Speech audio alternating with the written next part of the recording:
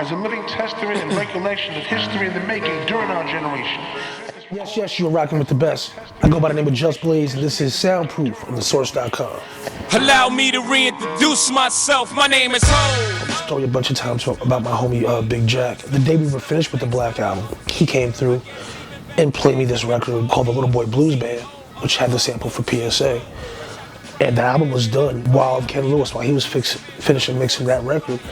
I had the headphones on, and I'm at the drum machine chopping up the Little Boy Blues record, made the PSA beat, ran it right back around the corner of the bass line, like, yo, we have to record this right now. You know, it was just perfect timing. Lord Knows. Yeah, Lord Knows was a great record. Drake came to Harlem around like 2 a.m. and we went through a bunch of music. And, you know, we banged it out. I had choir come down. Choir killed it, obviously. Added a bunch of instrumentation for Ross's part. Ross's part actually almost didn't even make the album. Nobody really liked the idea of putting Ross's verse at the end, because it was going to be like 4.5 minutes of Drake rapping and then Ross just rapping at 16. It felt uneven and unbalanced. So I had the idea to flip the entire track and kind of make it an event when Ross came in, and it worked out perfectly. We've been in touch. We actually have 2 other records that nobody's ever heard. We cut those 2 other records with the idea of maybe doing an EP of just, you know, me on the beats and him on the rhymes, just to give it away for free. And I got busy doing my thing. I ended up being on the road a lot. You know, he was doing his thing, so it never came about. But there's 2 songs in the cut. You know, who knows? Freedom. Freedom was a bit more of a collaborative process. Beyoncé presented Freedom to me as a skeleton that she had put together. It was basically just the sample idea and the hook and some bits and pieces of the verse. So I kind of, as I'm listening to it, I'm hearing, okay, it needs to feel militant. It needs to feel soulful, but it needs to feel militant. It needs to feel powerful. So my first idea was adding that like marching band type thing with the stomps and the heavy 808s, just started to make it really feel like it's an event building up. So that by the time the hook drops, the record explodes. 10 Hail Marys, I meditate for practice. We spent one night in the studio just kind of going over arrangement ideas. And the funny thing is my homie Q, he just heard a snippet of the instrumental because he was working in a room next door to me. He just heard like 30 seconds of the instrumental and was like, that sounds like something you need to give to Kendrick. Me and B had already discussed creating a space for a rapper to get on. Because at first she was thinking about maybe doing a guitar solo in the spot that Kendrick is in. And then I was like, what about an MC? She was open to the idea, so we, you know, tossed the idea back and forth. I honestly don't remember if I actually brought up putting Kendrick on the record, even though we had thought of it, you know, at the house when I was working on it. I don't know if I actually brought it up and she remembered, or if we were just kind of on the same page. Either way, when it came back that Kendrick was on the record, it was the perfect fit. You know, he killed it. Did I connect with Jay during Lemonade? No. Actually, not at all. All my communication was with B directly. Now rocking with the best. So I spoke to Jay right afterwards, right after it came out, and we discussed a couple of ideas. So we've never really been out of touch, but yes, we've been back in touch a bit more, talking about music. So who knows what may happen? You know, we'll see. What drove me to explore EDM and dance music is not exploration. I'm from Paterson, New Jersey. You know, our sister city was Passaic. Not far away, we had Newark, East Orange. A lot of these cities, house music, you know, was just as prevalent as hip hop.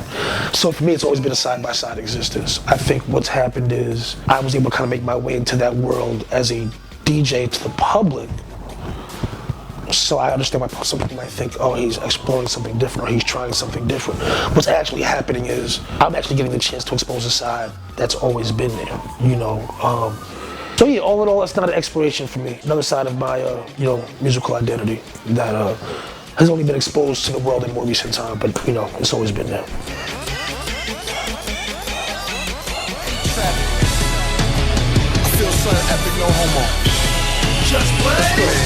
I ever considered releasing an album? In the past, no, because traditionally, with few exceptions, producer albums don't really sell like that.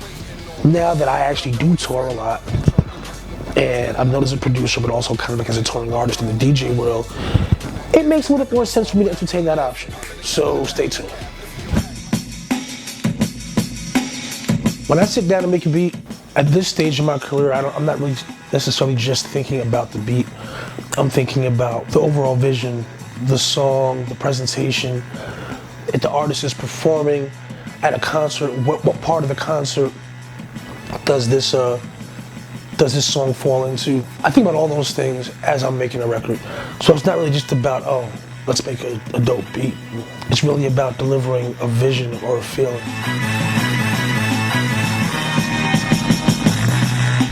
Been a long time coming, been lost in the night, learned how to do the Dougie. I can't say that there are movie scores that made me, or movie songs made me say, I want to go make a beat. But I can say that all of John Williams' work is super inspirational. It's like Superman, Indiana Jones, Star Wars. But then you also have great themes like Crying Little Sister from the Lost Boys, which I actually sampled for him on the Recovery album, the RoboCop theme, the Predator theme, Terminator. And I wouldn't say that like one of those particular songs inspired a song of mine, but just that overall sound and feeling. There's a bunch of really dope younger artists right now. You got guys like Joey Badass, West Side Gun, the kid from, I think he worked from Buffalo, J. Cole, who has evolved, I think, into an amazing, super amazing artist. Ab-Soul is great. I mean, really that whole crew. I just heard Schoolboy Q's new album. It's one of my favorite albums of the year. Trey Capital. I just found out his Exhibit son. I had no idea. Anderson .Paak is another one. It's funny because I've actually known him since he was 14. He's killing right now. Shout out to Anderson .Paak. Ghost. Yes. My advice to young producers: persistence is key. If you're gonna do this, you have to do this for real. When I decided to make this my career and my livelihood, I literally lived it 24 hours a day. I'm not exaggerating when I say that. Like, I had a job in the studio that I worked at from 10 a.m. to 7 p.m. and then from 7 p.m. till 6 a.m., 7 a.m. I was working and perfecting my craft. I immersed myself in that environment and didn't do anything else. Learn how to position yourself to be able to be heard, which actually, because of things like the internet, immensely easier now than they were back then. That said, I think the best thing for a new producer, or for a producer in general, establish your base, establish your camp, establish your crew, your sound, your movement. Concentrate on building that movement, and eventually the artists that you want to work with will come to you, because they're going to want to in on that sound you created. That's the best advice I can give. Yes, this is Just Blaze. This was Soundproof on The Source. Make sure you stay tuned. Keep it locked. Well.